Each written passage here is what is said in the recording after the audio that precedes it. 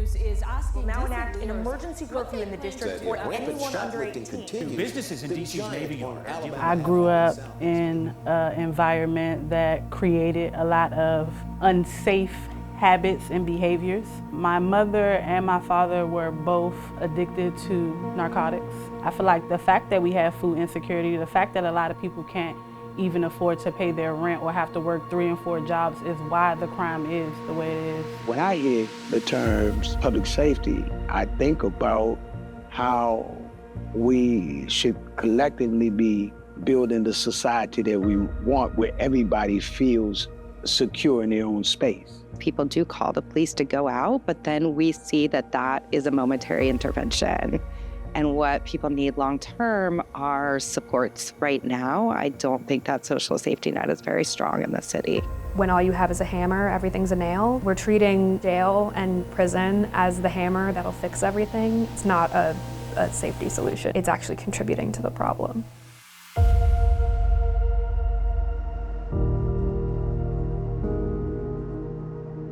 The DC Blueprint for Community Safety is a blueprint to bring a public health approach to our community safety and public safety programs in the district. I think for a really, really long time we've been treating safety as this thing that only the police can provide us. And I don't think that's fair to the police, and I don't think that's fair to the community. There is a place for policing. They are part of the continuum of approaches to public safety. However, we will never arrest our way to that place of safety. The needs around public safety are a reflection of multiple broken systems, historical trauma, and many other social factors that don't sit within a criminal justice system. We at Georgetown were looking at all these cities across the nation, having all of this really incredible success. At the same time, we were looking at the District of Columbia, where honestly, we've been falling behind. And so we wanted to try to take the lessons that we're learning from other jurisdictions across the country, but make sure that those lessons are rooted in what the community here in DC is looking for. That looks like someone to call, and then the right person to respond. And then finally, it means a safe place to go for people who can't safely remain in the community. When they call 911, who picks up the phone? When they call 911, who comes to their home? We want to make sure that all of those things create a more effective, holistic approach that is sustainable, that centers people. More often than not, most of the agencies and systems here in the District of Columbia don't communicate. I'm a social worker, and so when an individual or a community has to deal with a fragmented or broken system to navigate a solution, you're not going to get the desired outcomes. It is our responsibility to fix that.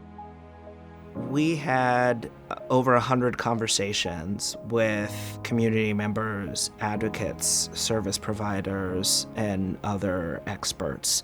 The core recommendations of the blueprint are to take the community crisis response teams in the district and elevate them to their own Department of Community Safety, and to make sure that the leadership of that Department of Community Safety is accountable to a deputy city administrator, and that will ensure citywide strategic connection.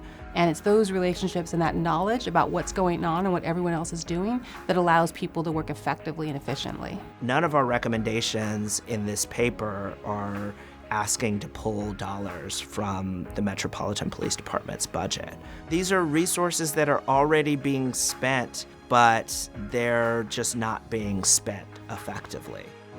DC leaders, you have an obligation to your constituents. It is well past time to create a broader array of community safety services here in the district. It is critical for this work to be successful.